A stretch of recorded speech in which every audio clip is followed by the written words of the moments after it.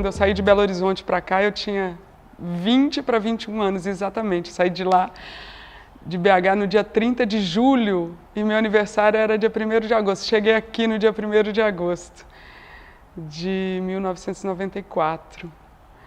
Faz um tempinho, não faz as contas não, senão você vai saber qual é a minha idade.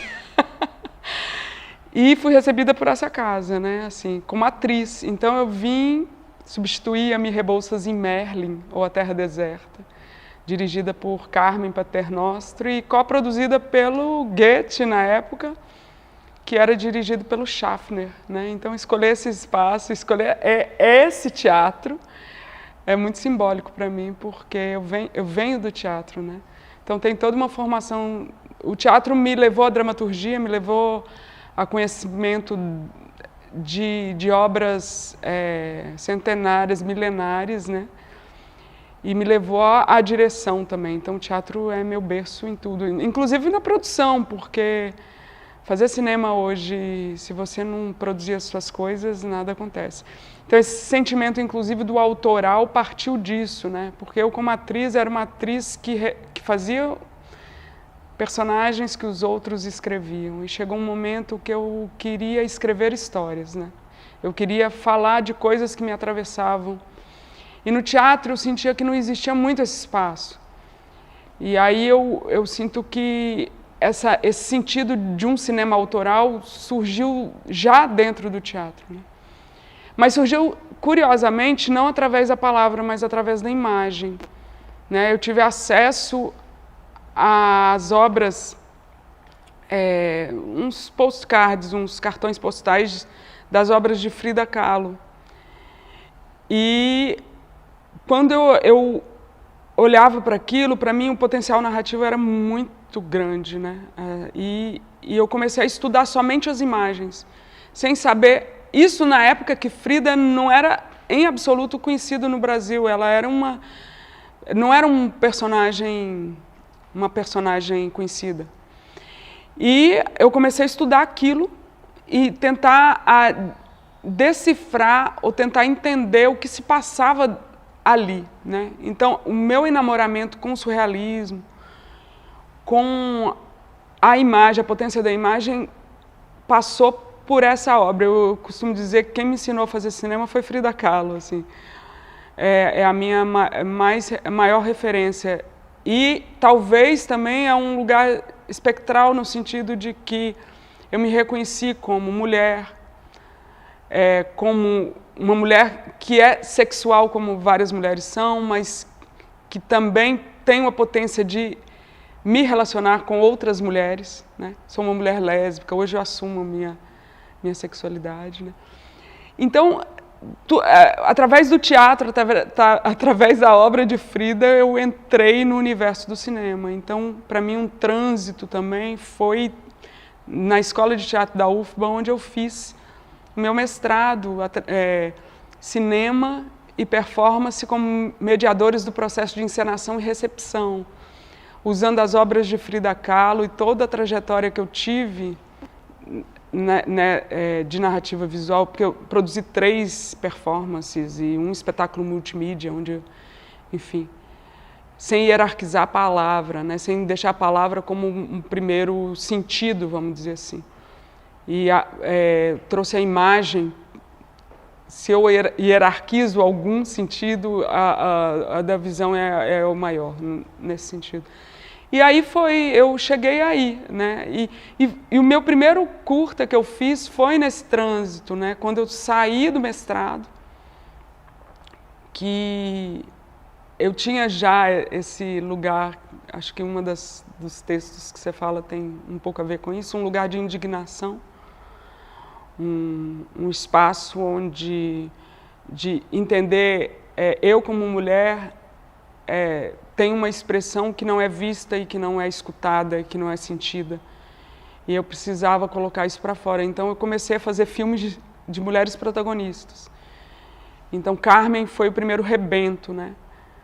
Eu ainda fazia teatro, eu fazia assistência de direção no Teatro Vila Velha, no grupo, na realidade, que é um grupo dissidente do Vila Velha. Como é o nome? Vila Vox, me perdi. E fazia uma assistência de direção para o Cláudio nessa época. E aí a gente tinha tinha todo um processo de eu ver muito o que estava acontecendo ali e trouxe como protagonista a Líria, que é uma mulher que depois que eu fui entender que tinha uma deficiência auditiva, depois que eu fui...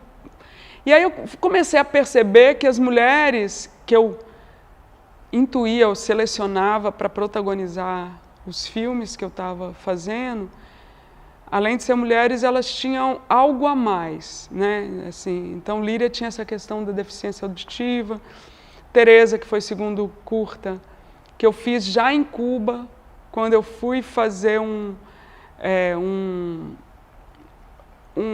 curso de direção cênica lá, através de uma bolsa que eu ganhei da FUNSEB, através de um intercâmbio, né, cultural, etc., de mobilidade artística. Aí eu fiz Teresa, e a minha protagonista foi Edileuza Penha de Souza, uma mulher negra. Aí depois veio Carolina, que foi minha colega, aí já é o primeiro doc, assumidamente, que Carolina foi minha colega de mestrado. Então eu atravessei a pesquisa dela e ela a minha, ela é uma mulher com deficiência. Então ela trouxe para mim a dimensão maior da questão da deficiência, ainda maior, né?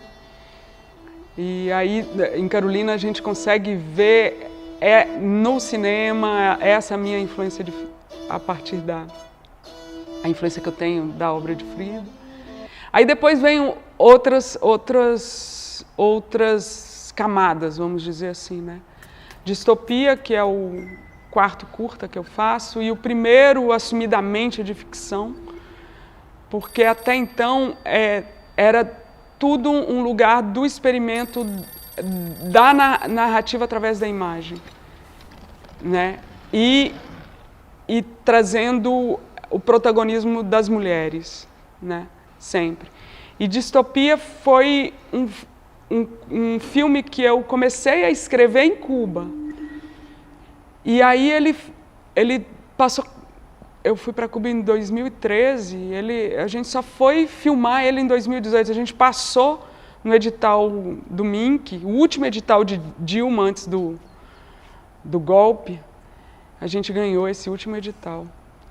E a gente só conseguiu receber esse dinheiro bem mais tarde, não sei o quê. Em 2018 a gente filma. E ali eu entendi outra dimensão do trabalho que eu vinha desenvolvendo, além da questão de gênero, né?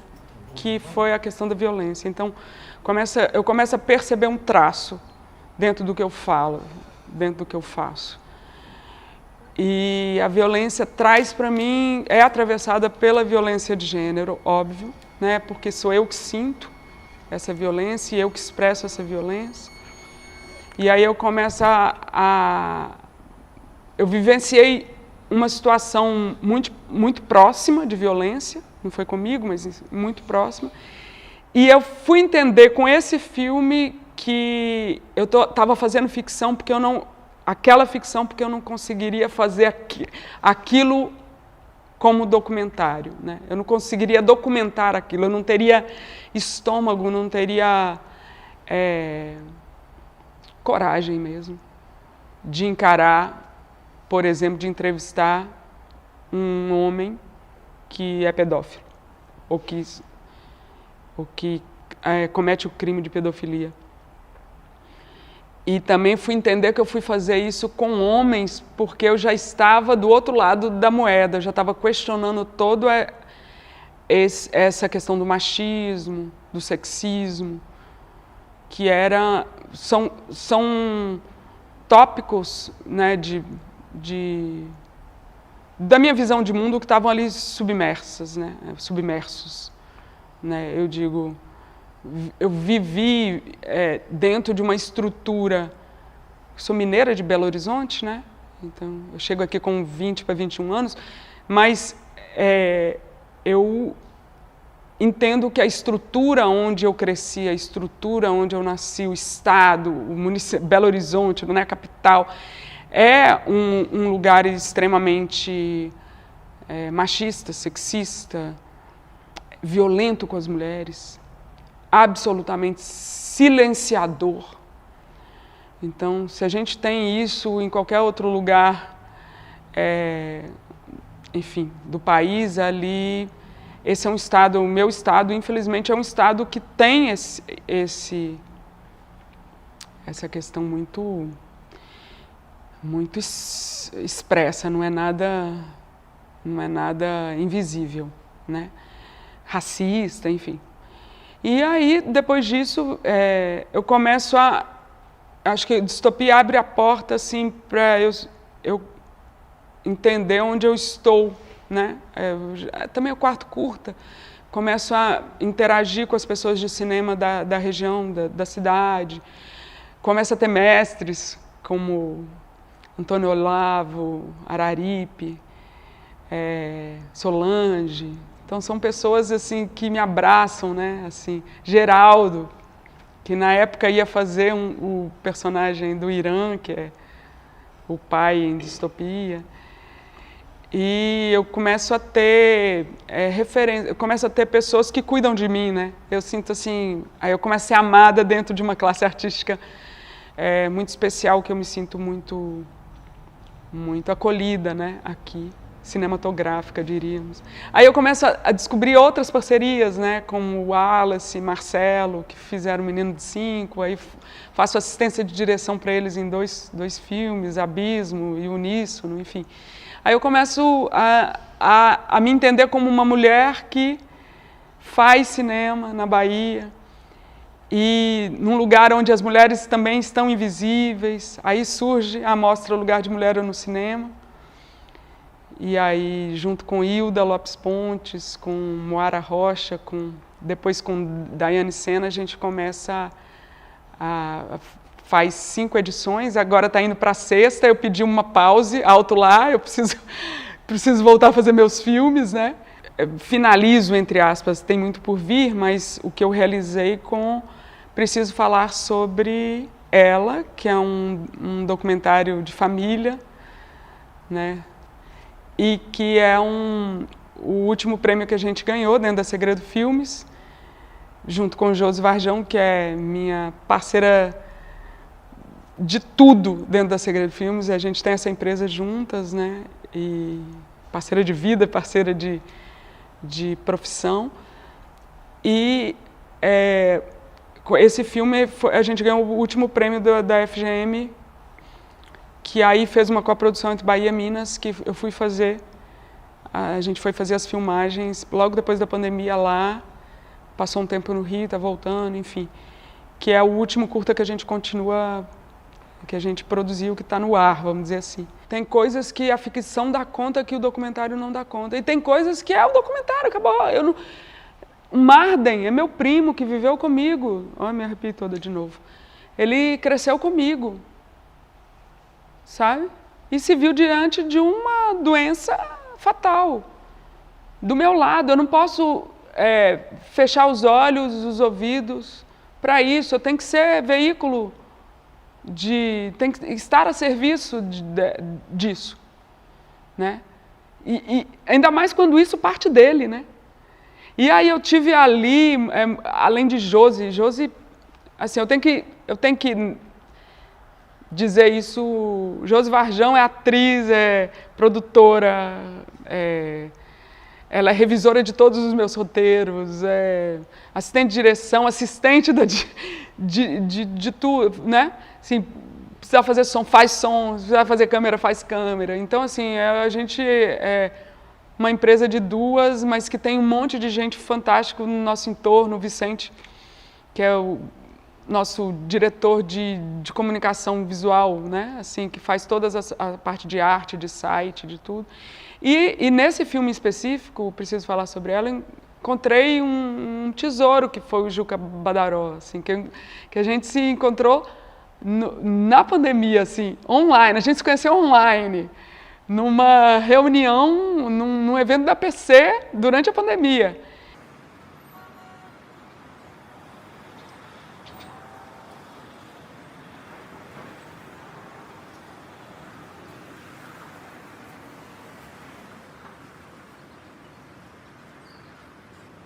Eu pensei em começar esse filme assim.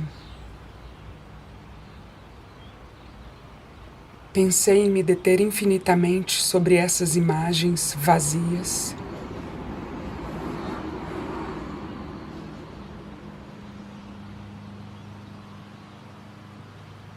Porque elas seriam incríveis para começar um filme como esse. Mas não é sobre o que poderiam significar essas imagens que eu quero falar.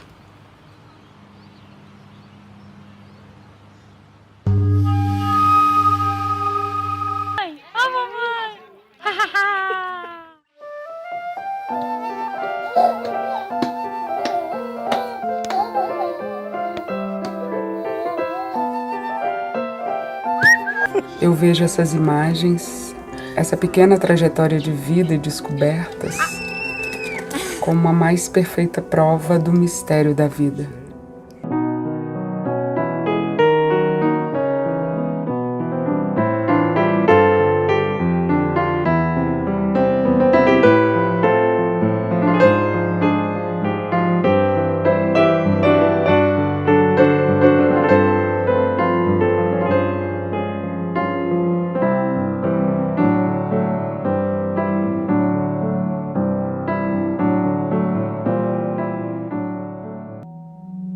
Quando as pessoas são diagnosticadas com ela, esclerose lateral amiotrófica, aquela doença do astrofísico inglês Stephen Hawking, e questionam seus médicos se irão viver tanto quanto ele, normalmente elas se assustam com a baixa expectativa de vida, de 3 a 5 anos.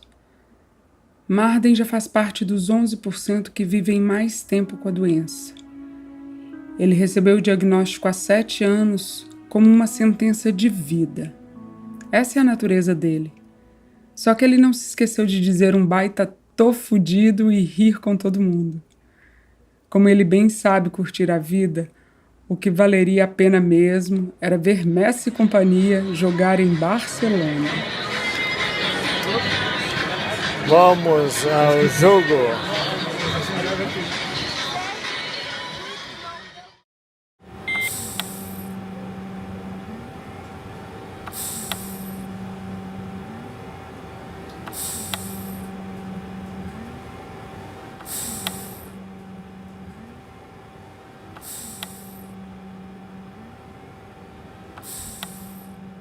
O DEM começou com a queixa em agosto de 2014. E a queixa dele era uma queixa de fala. E eu sou fonoaudióloga. E a queixa dele era uma queixa assim, que ele tinha uma dificuldade em falar palavras com R. Só que não era nada visível. Não dava pra gente... Você não visualizava nenhuma diferença, nem auditivamente, nem visualmente. E eu fiz uma avaliação dessa parte dele, da motricidade dele, estava tudo normal. Eu estou com esperança, porque a gente, pela primeira vez, vai ter um Ministério da Cultura com dinheiro, com Lei Aldir Blanc II, e com Lei Paulo Gustavo. A Lei Aldir Blanc II, para mim, claro, né, é contraditório, né? Dentro do governo que a gente estava, o PCdoB articulado, as mulheres do PCdoB articuladas, é bom não que os outros partidos não colaboraram, mas Jandira Fegali, sabe? Essa galera toda articulada conseguiu fazer uma coisa que a gente já deveria ter feito há muitos e muitos e muitos e muitos anos. Passar o recurso da União diretamente para os municípios, sem passar pelas secretarias, porque todas as vezes que passava por uma secretaria que se titulava de cultura, mas era mais turismo do que cultura, o dinheiro era desviado, né? A gente não consegue aprovar uma lei municipal e uma lei estadual onde minimamente a cultura tenha 2% do orçamento municipal e estadual, sabe? Tipo, a cultura sempre foi relegada a terceiro, quarto, quinto, 10º plano. E sempre se fez um consumo de pão e circo, da cultura de massa, que eu digo que se paga X milhões, X mil para o astro da vez, ou o astro que nunca deixa de ser da vez, que é de sempre, não vou citar nomes, para pagar. Não que eles não tenham que fazer também essa cultura, tem que dar para a massa o que a massa quer, mas também tem que né? Você não precisa tirar de um para dar para o outro. É possível fazer políticas onde possa ter, então, tipo, 2% do orçamento. Eu digo, não, é pegar o orçamento e ter o orçamento seguro para aquela cadeira, né? O orçamento, a regional, que faça jus, né? Não precisa tirar o show de Ivete, de Caetano, de Daniela, dos blocos, etc. É fantástico, tem que ter. Mas por que não se pega esse dinheiro, né? Não se reserva do orçamento da União e do município um valor enquanto lei que possa assegurar a produção cultural municipal e estadual. Então, o que a Lei Aldir Blanc fez é fazer com que esse recurso não fosse gerido de uma maneira inoportuna para nós. Preciso falar sobre ela, fui eu e Josi, assim, com o celular. Eu faço com a minha 5D Mark III e com o celular de Josi, que filma em 4K. A gente já vivenciou isso. Angélica é só com o celular de Josi, com 4K, filmado em 4K. Então a gente... E vai ser ainda mais reduzido, porque preciso falar sobre ela. A gente deu ajuda de custo para todo mundo. A gente fez com 15 mil e deu ajuda de custo para os colegas. Então, que participaram. A gente conseguiu dar 30 ajudas de custos. Então, a equipe é uma equipe de ajudas de custos, né? Para pagar um lanche, para pagar... Porque cachê, assim, impossível com 15 mil reais. E Angélica é um filme, até agora, é um filme de 3, no máximo 4 pessoas, que é Josi, eu e Juca, para finalizar, né? E Vicente na parte de arte. Então, enfim, os colegas... não tem como, assim, eu sou tão apaixonada pelo que eu faço, porque eu trabalho com outra coisa e boto dinheiro no filme. Aí, se eu acho que vai precisar de uma trilha original e o cachê do profissional é X, eu vou dar um jeito de conseguir esse dinheiro para pagar o profissional e para colocar a trilha. Então, que eu quero, que eu almejo, enfim. É possível, não é o ideal, claro, a gente merece, mas muitas vezes é a alternativa que a gente tem, é isso. Eu acho que a gente vem de uma formação eisensteiniana, vertoviana, né? É assim que fala, de Vertov, que a gente deve usar, sim, o potencial utilitarista da arte. Os fascistas não fazem isso não fizeram isso com Hitler? Não fizeram um cinema fascista para... eu acho que no outro lado da moeda, do lado bom da moeda, porque esse é o lado péssimo da moeda, a gente tem que, através do cinema, despertar consciências sobre todas as formas de opressão.